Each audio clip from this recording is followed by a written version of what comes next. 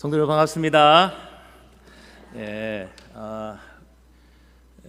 우리 안경환 목사님 저희 같은 동부 시찰 대선배 목사님이십니다. 제가 말투를 두고 말했지만 제가 부산 토박입니다. 부산에서 태어나서 자라고 공부하고 사역도 부산에서만 하다가 이렇게 뚝 떨어진 곳은 이런 서울에 와서 제가 거의 1년째가 돼가는데요.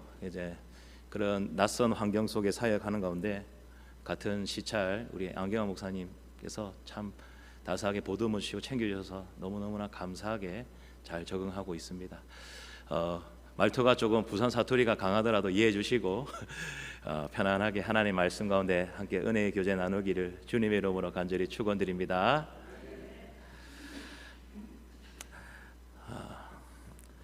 로마서는 전체 성경의 다이아몬드로 불리는 굉장히 중요한 책입니다. 복음의 교리를 충실히 담고 있는 이 로마서는 10장 앞선 1장에서 9장까지의 내용을 보면 우리가 두 가지로 요약해서 살펴볼 수 있을 것입니다. 첫째는 인간의 전적인 부패와 타락입니다. 개혁주의 신학의 가르침과 같이 하나님을 떠난 자연인의 상태의 모든 인간은 하나님 앞에서 전적으로 부패하고 타락한 존재라는 것입니다. 그러기에 로마서 3장의 말씀과 같이 기록된 바 의인은 없나니 하나도 없으며 깨닫는 자도 없고 하나님을 찾는 자도 없고 다 치우쳐 함께 무익하게 되고 선을 행하는 자가 없나니 하나도 없다. 이것이 해 아래 살아가는 하나님을 떠난 모든 인간을 향한 성경의 진단입니다. 우리 안에는 선한 것도 없고 의도 없고 거룩함도 없다는 것이지요. 그것을 율법을 통해 여실히 드러내고 있음을 가르쳐주고 있습니다. 그러나 둘째로 우리가 1장에서 9장까지 말씀을 살펴볼 때에 핵심적으로 깨달아 알 수 있는 것은 하나님의 은혜로, 그러나 하나님의 은혜로 우리는 예정 가운데 있고 하나님의 선택을 입어 하나님의 자녀가 되었다는 것입니다. 이것이 로마서 1장에서 9장까지의 핵심 내용이라고 할 수 있습니다. 그런데 여기서 어떤 잘못된 생각이 생겨나기 시작했습니다. 어떠한 생각인가 하니, 만약에 우리가 하나님의 예정과 선택 가운데 은혜로 구원을 얻었다면 굳이 우리가 전도할 필요가 있겠는가라는 것입니다.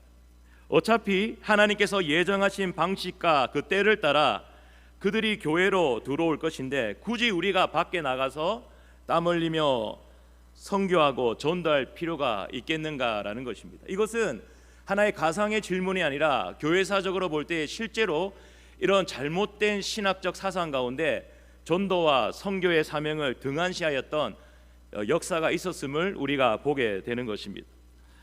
그러나 사랑하는 성도 여러분, 이것은 굉장히 잘못된 생각이지요.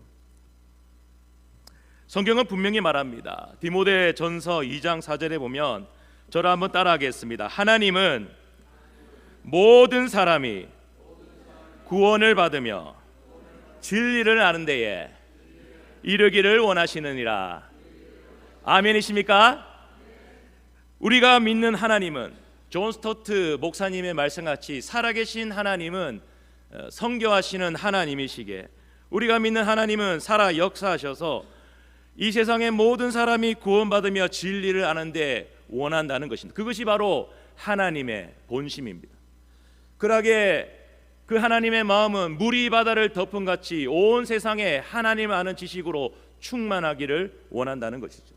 그 하나님의 본심이 그대로 하나님의 자녀된 백성에게 전이되어 그 구령의 열정을 가지고 전도하고 선교하는 것이 성경의 가르침이라는 것입니다.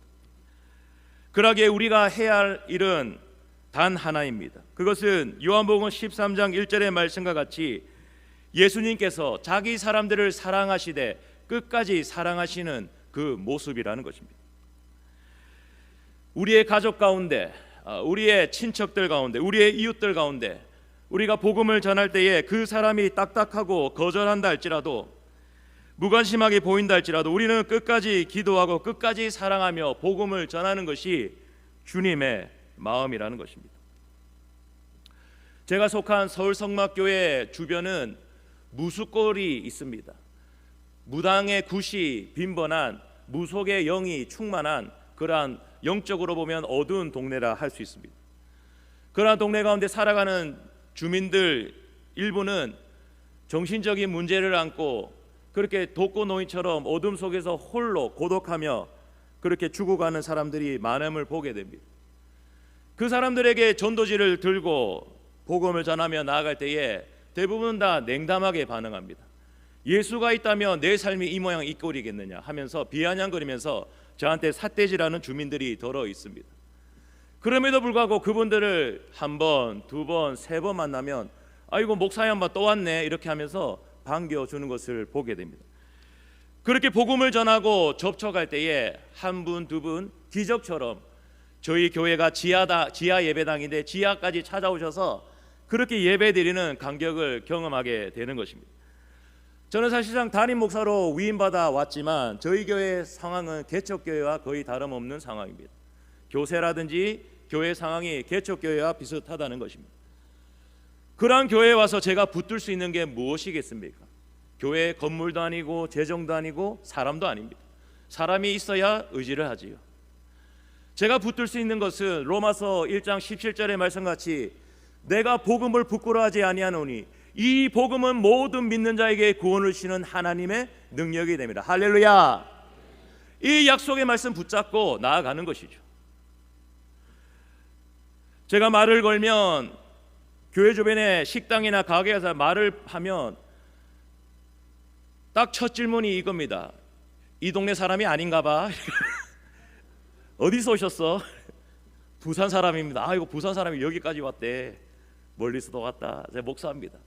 복음 전하러 왔습니다. 축복합니다. 감사합니다. 이렇게 말할 때가 많다는 것이죠.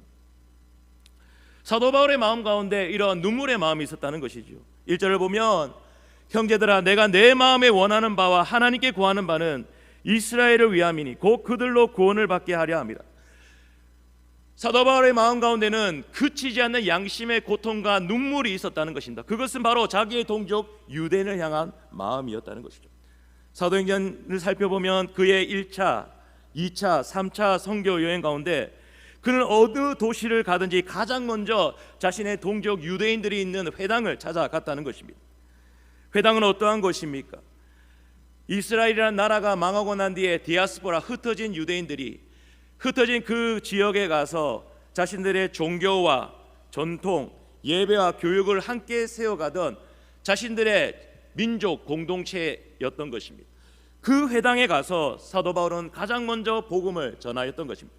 그가 다메섹 길 위에서 그리스도의 현형 가운데 부활하신 주님을 만나고 물이 포도주 됨과 같은 본질적 영혼의 변화를 경험하고 그가 이방인을 위한 복음의 그릇으로 부름을 받았지만 그럼에도 불구하고 그가 이방 나라와 족속들 가운데 복음을 전하고자 할 때에 가장 먼저 자신의 동족이 있는 유대인의 회당을 찾아갔음을 성경을 통해 보게 되는 것입니다.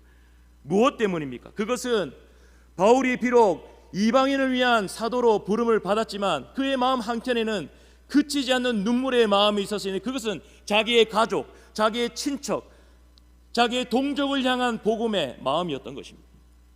사랑하는 성도 여러분, 우리 여전도의 우리 집사님과 권사님들 마음 가운데 이 바울의 눈물이 있기를 축원드립니다.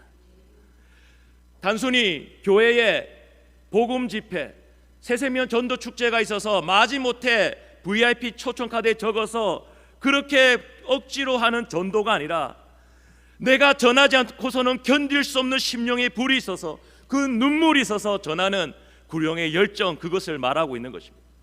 성도 여러분, 여러분의 가족 가운데, 친척 가운데, 심지어 교회 공동체 가운데 아직 예수 그리스도를 인격적으로 만나지 못한 채 방황하는 그 영혼을 바라볼 때에 오늘 바울의 마음과 같이 눈물의 마음이 있는지요? 아니면 이방인들과 같이 무엇을 입을까, 먹을까, 마실까 세상의 염려와 걱정과 근심에 짓눌려 그렇게 그 걱정과 염려에 허우적대며 근근히 신앙생활을 하는 삶은 아닌지 자신의 삶을 돌아볼 필요가 있다는 것입니다. 성도 여러분, 우리가 왜 이 땅을 살아갑니까? 우리가 이 땅을 살아가는 이유는 먼저 그의 나라와 그의 의를 위한 것입니다. 아멘이십니까? 먼저 그의 나라와 그의 의를 구할 때에 예수님 약속하셨지요. 먼저 그의 나라와 그의 의를 구하라. 그리하면 이에 모든 것을 어떻게 하리라? 더하시리라. 먼저 그의 나라와 그의 의를 위하여 살아가는 하나님의 자녀에게 이에 대하여 모든 것을 더하시는 자비의 하나님께서 복음의 그 아름다운 발걸음 위에 함께하여 주신다는 것이죠.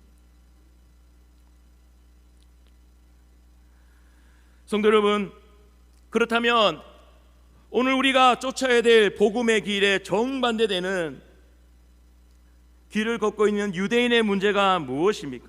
그것은 그들에게 열심은 있지만 방향이 틀렸다는 것입니다. 첫째는 자기 의를 세우려는 열심이고, 둘째는 참된 지식을 따르지 않는 무지한 열심이었습니다. 먼저 자기 의를 세우려는 열심을 보십시오. 로마서 10장 5절을 보면 모세가 기록하되 율법으로 말미암는 의를 행하는 사람은 그 의로 살리라고 했습니다. 만약에 율법을 통하여 의로워지고 하나님 앞에 온전히 서 있고자 한다면 그 율법을 완전히 준수하는 자만이 의를 얻을 수 있다라는 논리입니다. 그러나 문제는 무엇입니까?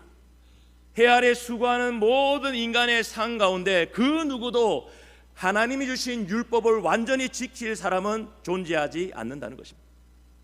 만약에 제가 십계명을 읽어드리고 여기 앉아 계신 성도님들 가운데 나는 십계명 다 지킨다면 저와 자리를 지금 바꾸셔도 되겠습니다. 그러나 이 세상에 하나님의 율법을 완전히 지키는 자들은 존재하지 않는다는 것이죠. 율법의 기능은 무엇입니까?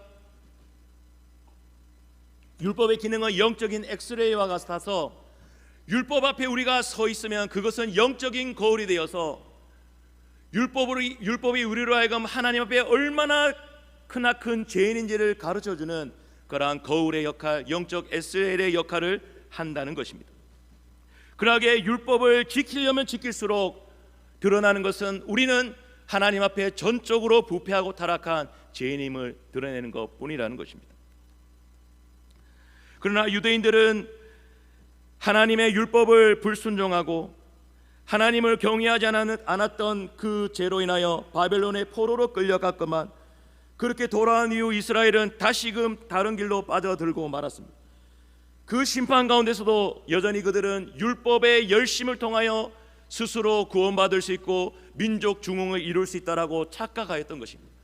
그래서 하나님이 말씀하신 율법을 600개가 넘는 세부적인 규례로 쪼개어서 그것을 다 지킴을 통해서 자신들은 선택받은 민족, 하나님의 축복받는 민족으로 살 수 있다라고 착각 속에 살아갔던 것입니다. 그래서 그들의 문제는 본질은 잃어버린 채 형식에만 매달린 열심, 이것이었다는 것입니다. 우리의 모습도 이럴 수가 있습니다. 예수님을 처음 만났던 구원의 감격과 기쁨은 다 사라지고 껍데기만 남은 신앙의 삶을 살 수가 있다는 것입니다. 성령으로 시작했다가 육체로 마치는 그런 껍데기뿐인 신앙의 삶으로 변질될 수가 있다는 것입니다. 성도 여러분, 오늘 사도 바울의 이 감격과 기쁨, 눈물이 있는지요? 아니면 부산에서 온 촌토끼 목사가 부산 사투리를 섞어가면서 내가 계속해서 들었던 복음 얘기 또 하네, 그런 마음의 냉소적인 반응은 없는지 자신의 마음을 한번 들여다보십시오. 성도 여러분, 제가 다시 한번 질문 드리겠습니다. 내가 복음을 부끄러워하지 아니하노니 이 복음은 모든 믿는 자에게 구원을 주시는 하나님의 능력이 됨이라. 이 고백이 여러분의 고백이 되고 있습니까? 여러분, 이 고백 앞에 아멘으로 화답하시겠습니까? 이 복음의 능력이 내 안에 충만한지 묻고 있다는 것입니다. 그러나 자랑 앞에 사도 바울은 6장 14절에서 이렇게 말하고 있지요. 저를 한번 따라하겠습니다. 내가 자랑할 것은 십자가밖에 없습니다. 아멘. 여러분, 사나 죽으나 내 몸에서 영원토록 존귀케 되는 이가 있으니 그분은 바로 우리 주 예수 그리스도십니다. 그러므로 먹든지 마시든지 무엇을 하든지 다 하나님의 영광을 위하여 살아가야 될진데 그 영광을 위한 삶은 바로 예수 그리스도를 추구하는 삶이라는 것입니다. 이러한 고백을 하는 사도 바울조차도 예수님을 만나기 전에 그 율법의 의를 추구하고 쫓았던 사람입니다. 그래서 그는 빌립보서 3장에 보면 심지어 나는 율법으로는 아무 흠이 없다고 자부하였던 사람이다 라고 말하였습니다. 그러나 그는 예수님을 만나고 난 뒤에 그 모든 자기의 자랑과 의를 배설물처럼 여겼다라고 고백합니다. 제가 조금 더러운 이야기를 하겠습니다. 화장실에 가서 큰일이 급하여 큰일을 보고 난 뒤에 큰일을 본 그것을 뒤돌아보고 묵상하는 분이 계십니까? 여기 아무도 없습니다. 저 또한 큰일을 보고 그 큰일의 모양과 색깔과 냄새가 어떤지 10분 동안 말씀 묵상을 이렇게 가만히 본다, 그런 적이 한 번도 없습니다. 냄새나는 그 큰일의 그 산물을 물을 그대로 내리고 빨리 없애는 것이 상식인 것이죠. 그러나 오늘날 우리가 예수님을 믿는다고 하면서도 예수님 믿기 전에 옛적 삶의 그 자랑과 의를 계속해서 붙잡고 있는 모습이 있을 수가 있다는 것이죠. 성도 여러분, 그러한 삶의 모습은 어떠합니까? 예레미야 2장 13절의 말씀같이 내 백성이 두 가지 악을 행하였나니 곧 그들이 생수의 근원되는 나를 버린 것과 스스로 웅덩이를 판 것인데 그들은 그 물을 가두지 못할 터진 웅덩이들이다 라고 말하고 있습니다. 예수 그리스도를 의지하지 않는 그 모든 스스로의 자랑과 의의 삶은 터진 웅덩이같이 다 사라지고 소멸하고 마는 것이라는 것입니다. 성도 여러분, 그렇습니다. 풀은 마르고 꽃은 시드나 영원한 것은 예수 그리스도의 말씀임을 믿으시길 바랍니다. 풀은 마르고 꽃은 다 시들게 되어 있습니다. 이 세상에 존재하는 모든 것은 다 사라지게 되어 있습니다. 그러나 단 하나의 유일함과 영원함, 그것은 바로 예수 그리스도라는 것입니다. 그 예수 그리스도를 붙잡으라는 것이죠. 그 예수 그리스도의 복음은 오늘 사도 바울의 말씀과 따르면 멀리 있는 것이 아니라는 것입니다. 멀리가 아니라 우리 가까이에 있다는 것입니다. 10장 8절을 보면 그러면 무엇을 말하느냐? 말씀이 내게 가까워 내 입에 있으며 내 마음에 있다 하였으니 곧 우리가 전파하는 믿음의 말씀이라는 것입니다. 그 복음의 말씀이 내 가까이에 있다는 것입니다. 하나님께서 말씀이 육신이 되어 우리 가운데 거하시고 십자가 부활을 통해 직접 우리에게 찾아오신 그 말씀이 우리 앞에 있다는 것입니다. 근데 문제는 무엇입니까? 그 십자가의 복음, 부활의 그 복음이 우리 앞에 있고 우리 앞에 들려진다 할지라도 우리의 영적인 눈이 감겨진 상태라면, 그것을 깨닫지 못하면 그것이 아무리 우리 앞에 있다 할지라도 아무 소용이 없다는 것입니다. 아무 소용이 없습니다. 그렇게 영적인 눈이 뜨이기 위해서는 어떻게 해야 됩니까? 우리의 입의 고백과 마음의 믿음이 필요함을 말씀하고 있습니다. 그러하게 구절은 이렇게 말씀하고 있지요. 내가 만일 내 입으로 예수를 주로 시인하며 또 하나님께서 그를 죽은 자 가운데서 살리신 것을 내 마음에 믿으면 구원을 얻으리라 라고 말하고 있습니다. 먼저 필요한 것은 우리의 입술의 고백입니다. 입술의 고백은 무엇입니까? 따라합니다. 예수님은 나의 주님이십니다. 예수님은 나의 주님이십니다. 그리고 마음의 믿음이 필요합니다. 예수님이 죽으셨다가 다시 살아나셨다. 십자가와 부활의 그 능력을 마음으로 고백하는 신앙이 필요하다는 것입니다. 먼저 예수님은 주님이라는 입술의 고백입니다. 사랑하는 성도 여러분, 이 예수님이 주님이라는 고백은 1세기 당시에 로마 제국의 통치 아래 이루어졌던 신앙의 고백이라는 것을 기억하십시오.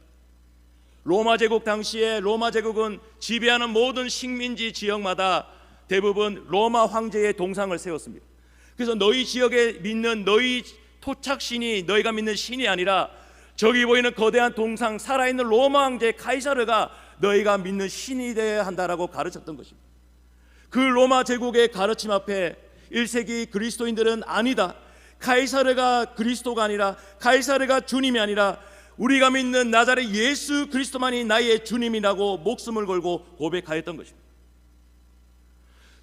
그러하게 오늘날에도 예수 그리스도께서 나의 주님이 된다는 이 고백은 예배당 안에서만 맴도는 종교적인 신앙의 고백으로 그쳐서는 안 됩니다.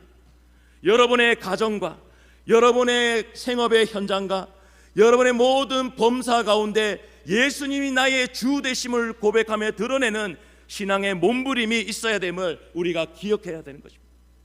성도 여러분, 제가 묻겠습니다. 여러분의 가정의 주인은 누구십니까? 여러분의 가게와 여러분의 기업과 여러분의 생업의 현장의 주인은 누구십니까? 여러분 삶의 모든 걸음걸음마다 여러분을 인도하는 그 주인은 누구십니까? 그것이 바로 예수 그리스도가 되어야 한다는 것입니다. 가이사랴 빌립보 지방에 이르렀을 때에 예수 그리스도께서 제자들에게 질문하셨죠. 너희는 나를 누구라 하느냐? 가이사랴 빌립보 지방 동안 가이사르의 이름이 붙었던 로마 황제의 동상이 세워졌던 동네였습니다. 그 동네 한복판에 예수님이 제자들에게 너희는 나를 누구라 하느냐 질문하였던 것입니다. 그 질문 앞에 베드로가 말하지요.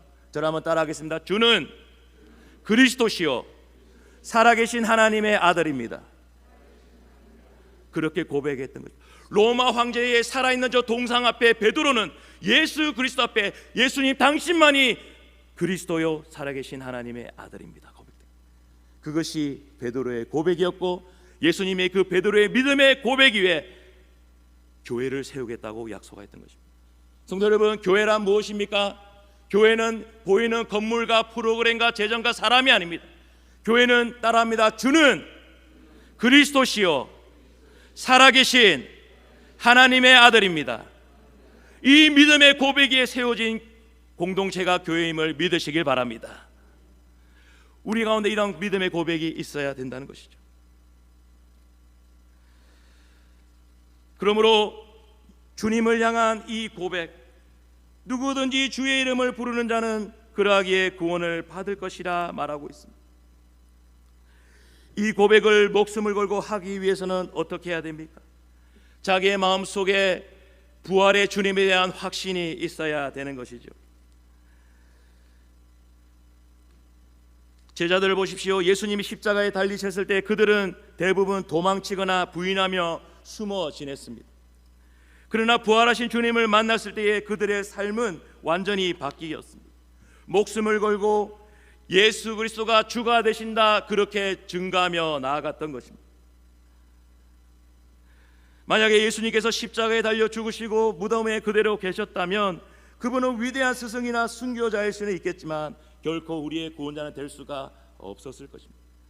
그러나 부활하신 주님을 그들이 만났을 때에 그 부활의 영광과 능력이 그들에게 충만히 임하였기에 그들은 거리에 나가 목숨을 걸고 부활의 복음을 증거할 수가 있었던 것입니다. 이 부활의 능력은, 이 부활의 경험은 우리 스스로 할 수 있는 것이 아니지요. 주님이 우리를 찾아와 주시고 우리를 만나 주셔야지 가능한 일입니다. 성도 여러분, 예수 그리스도의 부활이 나의 부활인 것을 믿으십니까? 안 믿으시는 것 같은데요.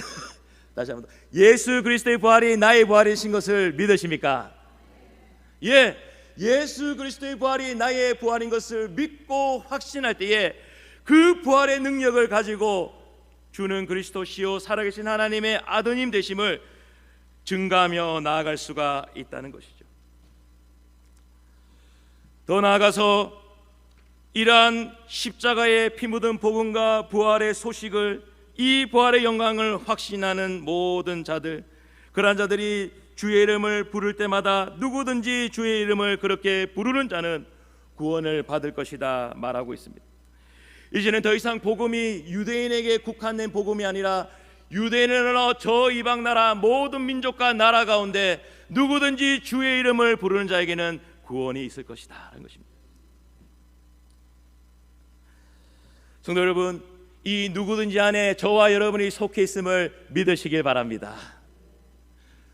우리와 예수님이 무슨 상관이 있었습니까? 우리와 대한민국이 무슨 상관이 있었습니까? 그러나 100여 년 전에 조선에 온 서양의 선교사님들의 목숨을 건 그 순교와 복음의 전도를 통하여 우리의 조상 때부터 복음을 듣게 되었고 그 복음이 그대로 전수되어 우리에게 왔고 우리가 예수님의 이름을 부르며 구원을 받게 되었다는 것입니다. 성도 여러분, 그러기에 우리가 먼저 받은 이 복음, 이 복음의 능력은 누구든지 주의 이름을 부르는 자들에게 임하는 구원의 능력임을 알고 주님 오시는 그날까지 때를 얻든지 못 얻든지 부지런히 끊임없이 우리가 주의 복음을 전할 수 있게 되기를 주님의 이름으로 간절히 축원드립니다. 말씀을 마무리하겠습니다. 사랑하는 성도 여러분, 오늘 본문에 말씀하는 이 바울의 그치지 않는 양심의 고통과 눈물의 마음이 바로 우리의 고통과 눈물이 되기를 주님의 이름으로 간절히 축원드립니다. 그리고 이 부활의 복음을 가지고, 이 부활의 능력을 온전히 가지고 누구든지 주의 이름을 부른 자는 구원을 얻으리라는 이 말씀의 약속과 같이 주의 복음을 전할 때에 이 복음의 능력이 의정부와 서울과 대한민국과 모든 나라와 민족 가운데 선포되고 증거되고 열매 맺는 복음의 역사가 주님이 오시는 그날까지 충만히 나타날 수 있게 되기를 주님의 이름으로 간절히 축원드립니다.